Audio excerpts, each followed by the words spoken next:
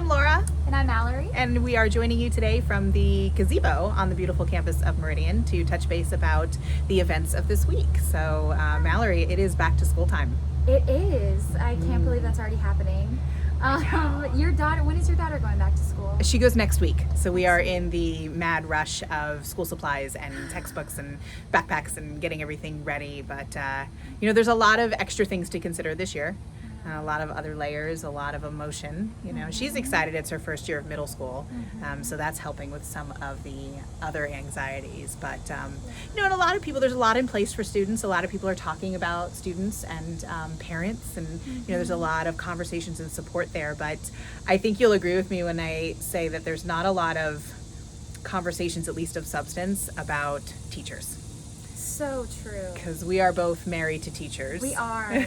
My husband is a PE teacher and a football coach. Yeah. Mine is a music teacher, band director.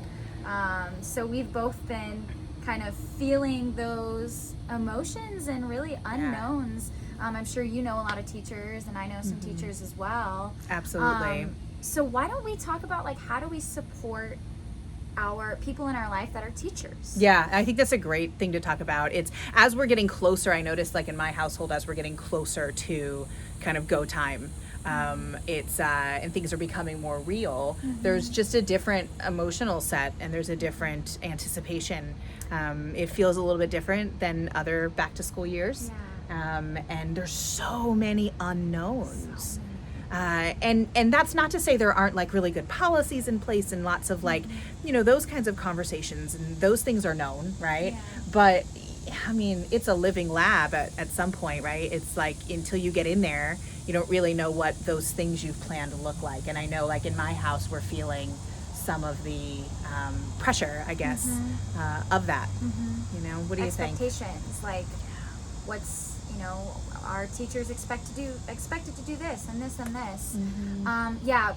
We've definitely been feeling the same way in my house, and it's every district is doing different things too. And a lot of the policies teachers don't have control over. So I think that goes along with the unknowns is just not knowing what to expect and not necessarily having control over everything, and feeling all of these pressures and stress and anxiety. So I think supporting teachers, a lot of that is just paying close attention. Are your teacher friends and family members really stressed out? And can you provide that emotional support? I find that sometimes my teacher friends and family members, sometimes they just want to vent about the struggles and the unknowns. So I think providing support, when those loved ones are venting to us, sometimes we want to give advice, and sometimes we want to participate in the I can't believe that this is happening. That one's huge, I think, for parents, right? Because as a mom, when my teacher friends start to talk to me about back to school stuff, and I'm I think this, and I feel this, and my daughter this, and my husband this, and that's really not what they came to me for. I don't think that's supportive. I think that's a different conversation. So I think supporting our teachers, when there's venting or talking about struggles, we don't have to give advice. We don't have to fix something, because can we fix what we don't know? We cannot fix this. There's no fixing. So I think if we just listen and sit with that person and even say things like, I can't imagine what this is like for you. That's got to be so difficult. Or even just that sounds hard. Yeah, that sounds so hard. And just validating their feelings, that's really tough. But I'm here for you, just saying that I'm here for you. I'm here to support you, and that sounds I want to so touch on that for a bit, because I think there's this common response when somebody is going through a trauma, and make no mistake, this is a trauma for everybody, right? That we want to say things like, hey, if you need anything, let me know. Give me a call if you need something, or hey, I'm here if I can do anything to help. And while that's nice and it comes from a really good place, it's not, no one's actually probably going to follow up on that. But as you're listening to specific vents, if there's something you think you can do, being very specific about that, I think, can be helpful. Saying things like, what is there something I can do to help with that? What can I do? Is there anything that I could do for that? you know, or just, hey, I wish there was something that I could do, but I know that, you know, this is not something that I can fix or help with. Yeah.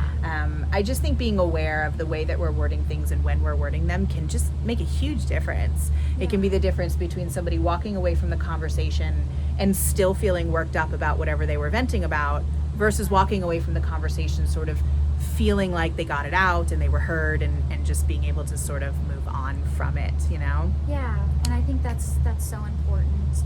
And, you know, I do kind of want to talk about, like, teachers. If teachers are watching this video, like, Yeah.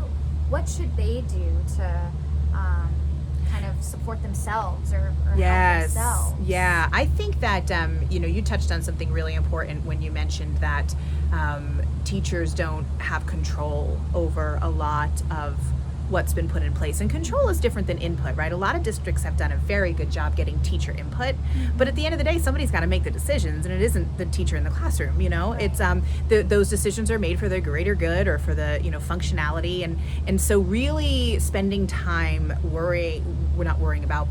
identifying what you can control and what you can't control, and then intentionally focusing your energy on those things that you can control. Like you can control how your classroom is set up. You Yeah. can control how you communicate with your kids. You can control your classroom rules. Yes, yeah. You know, you can't control the school policies. You can voice your opinions and give your input and whatever your channels are, but there's certain things that you can and can't control. You may have to distance yourself for just a little while from some of those friends and family members that maybe don't get it, and are adding to your stress instead of trying to help you, even if they're well-meaning. And then also knowing that you're walking into a situation where, you know, your kids are involved in a trauma as well.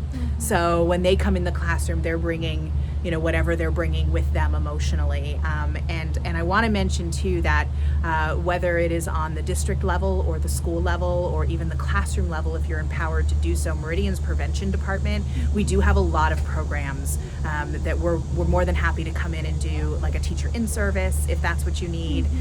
We can do specific programs at the classroom level if you just want a guest speaker to come into your class. If you're empowered to do that, please reach out. We are more than happy to talk about all of the things that we love to talk about so much in the mental health arena. So, and as a teacher, you know, give yourself a break. There's a lot of unknowns, and you know, you don't have to be perfect in this time. But if things are getting to be too much, and the anxiety of going back to school or anything like that is really getting to you, know that Meridian services are open. Meridian is by your side, and you can always give us a call at 352-374-5600. Yep. We appreciate you teachers so much and everything that you always do and are about to do. And we are by your side and we are here for you. So have a great week. Let us know how it goes, and we'll see you next week.